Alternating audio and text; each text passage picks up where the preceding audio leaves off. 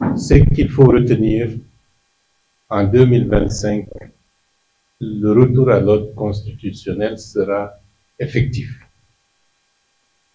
Le référendum, les élections présidentielles, législatives. Parce que, de ce point de vue, le pouvoir exécutif, le pouvoir législatif permettent de mettre en place les institutions judiciaires et le pays pourra, à partir de ce moment-là, être tout à fait dans l'ordre constitutionnel normal. Le timing est en train d'être étudié parce que la principale difficulté que nous devons surmonter, c'est la constitution du fichier électoral.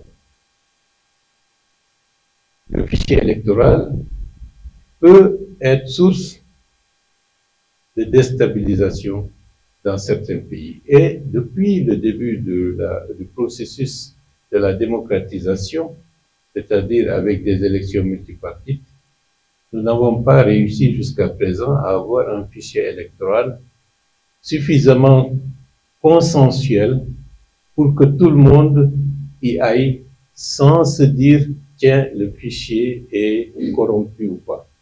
C'est la raison pour laquelle le fichier actuel est adossé au PNRAVEC, c'est-à-dire au recensement administratif à vocation d'état civil. Certains experts ont indiqué que certains pays ont mis 6, 7, 8 ans pour finaliser le PNRAVEC. Nous sommes conscients de la difficulté et c'est la raison pour laquelle nous avons estimé que dans le contexte actuel, la constitution du fichier électoral doit être assujettie aux modalités de mise en œuvre du PNRAVEC. C'est-à-dire qu'il faut aller avec deux dynamiques qui permettent d'avoir le fichier électoral qui permettra d'être reversé au niveau du PNRAVEC en lui facilitant une large partie des activités qui doivent être uniquement consacrées au PNRAVEC. D'où le fait que les aspects techniques, qui sont des aspects techniques qui ne sont pas du tout courants, nous amènent à aller, certes avec prudence, mais en accélérant le processus.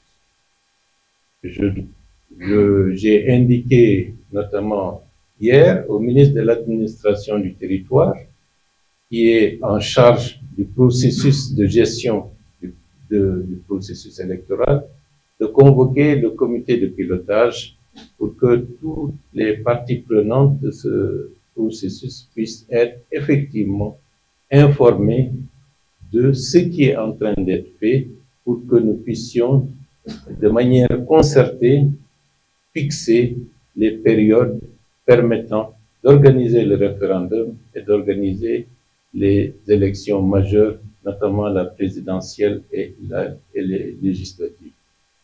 Je dois vous rassurer que c'est un objectif prioritaire du président de la République.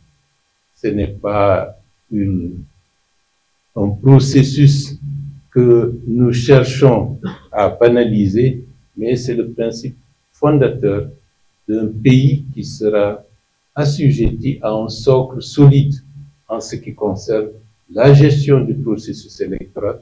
Et cette gestion du processus électoral, ce n'est pas pour les élections seulement à venir, mais c'est à partir de ce moment-là, ce sera pour toutes les élections qui seront organisées en République de Guinée. D'où la nécessité, pour la première fois, de faire en sorte que la carte d'électeur puisse être en relation directe avec la carte d'identité nationale, avec le passeport, avec toute la documentation susceptible d'identifier un citoyen de la République de Guinée à travers un seul numéro d'identification.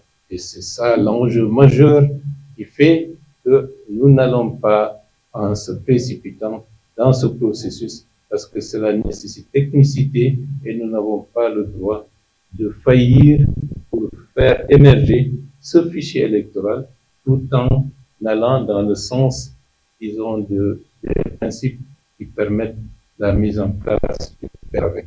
Et ça, c'est très important, parce que le PNRAVEC sera la matrice fondatrice de tout le fichier national, que ce soit le régime social unifié, que ce soit à tous les niveaux, ce sera le socle qui reliera les citoyens de la République de Guinée avec leur État.